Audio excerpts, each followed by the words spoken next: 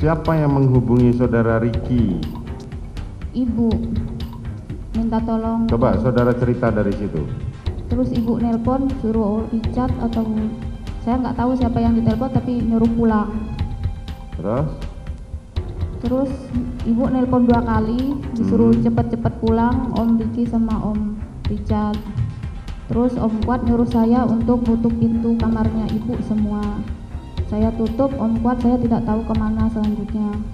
Terus? Habis itu Om Kuat naik lagi ke atas nanyain kondisi ibu.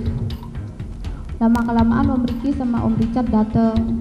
Langsung naik ke lantai 2.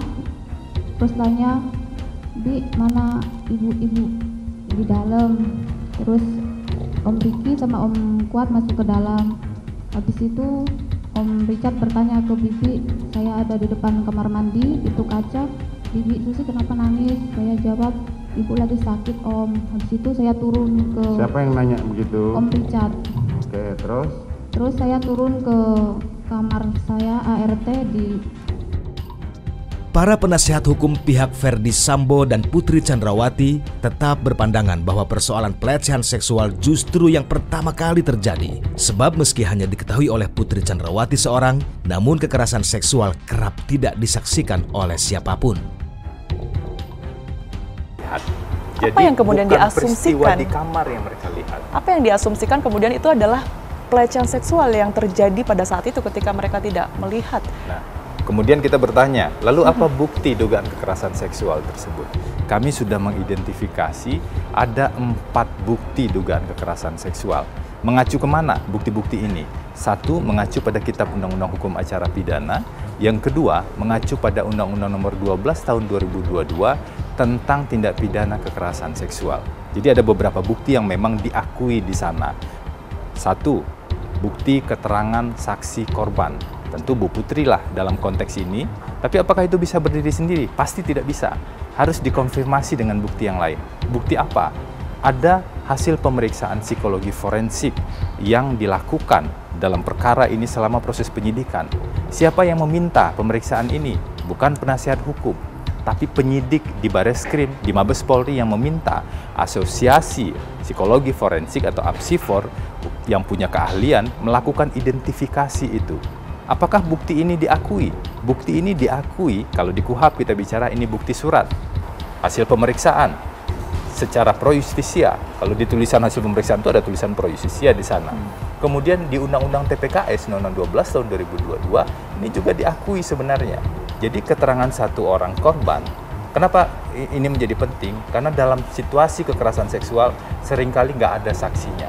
Yang tahu hanya 1 orang atau 2 orang. Tapi kalau bisa masih visum. hidup bisa. Visum tidak ada. Visum Karena? juga termasuk salah satu bukti yang bisa mendukung keterangan dari korban. Visum tidak ada. Lalu tentu kita harus cari bukti yang lain. Yang Alasan ada, tidak visum, Bang?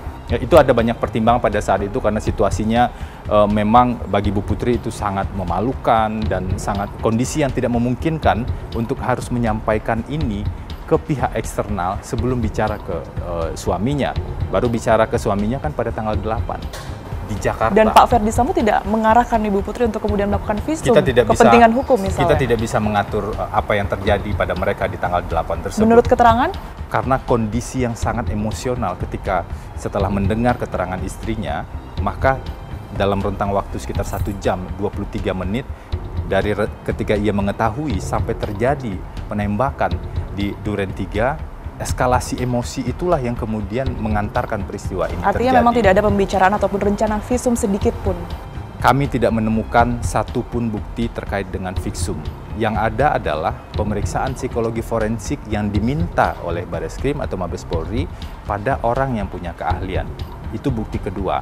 Bukti ketiga adalah keterangan ahli.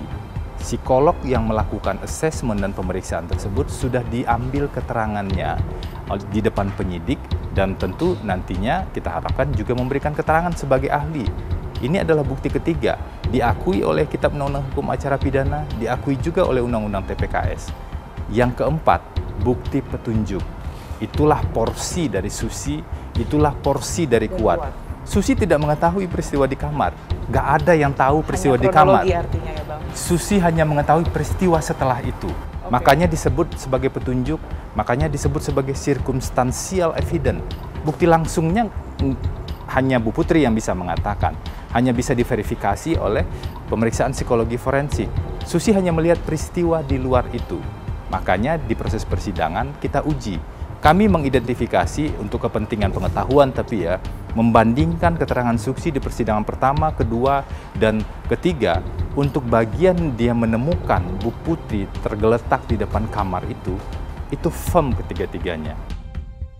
Sementara itu bagi Heri Firmansyah, upaya tim kuasa hukum Verdi Sambo untuk mendorong cerita seputar pelecehan seksual di Magelang merupakan satu-satunya strategi yang digunakan untuk bisa menggugurkan pasal 340 tentang pembunuhan berencana menjadi pasal 338 pembunuhan biasa. Sebab nyaris tidak ada ruang bagi terdakwa Verdi Sambo untuk menghindar dari jerat hukum.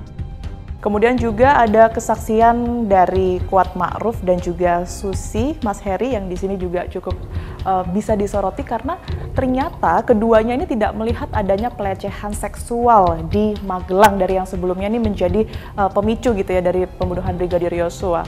Ini Mas Heri sendiri melihatnya seperti apa? Ya, berkaitan dengan materi tersebut itu sebenarnya kan sudah clean and clear ya.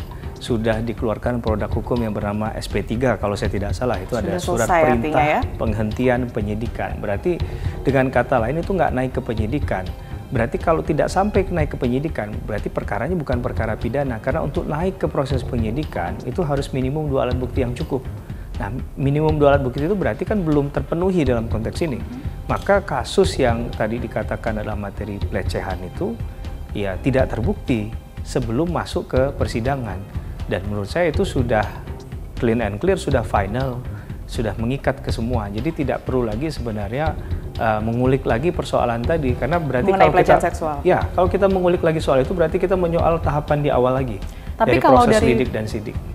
Dari pihak Verdi Sambo dan juga Putri kan nampaknya masih kekeh bahwa ada pelecehan seksual di sana sehingga tidak bisa terhindarkan dari pasal 340 itu tadi, karena pembunuhan tersebut terjadi karena adanya pemicu lain di mana ada pelecehan seksual di sana, Mas Heri. Ya, saya rasa memang mungkin mohon maaf itu satu-satunya cara yang bisa dilakukan karena tidak ada lagi menurut saya legal standing yang cukup kuat untuk meyakinkan adanya pembelaan di konteks itu ya. Itu mungkin yang sehingga dilakukan oleh kuasa hukumnya mereka.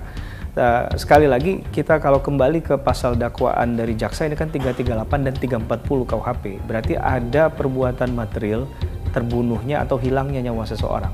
Nah, itu yang harusnya disoal kembali. Itu yang harus dibuktikan, bukan kemudian malah berupaya untuk menggeser fokus pembuktian ataupun malah mencoba untuk menghindari kesalahan dengan mengembalikan kesalahan itu ke orang lain atau mencoba untuk merekayasa suatu cerita yang tidak ada buktinya. Intinya menurut saya adalah kalaupun itu benar harus ada buktinya. Karena bagaimanapun dalam perkara pidana itu bukti harus terang cahaya ya.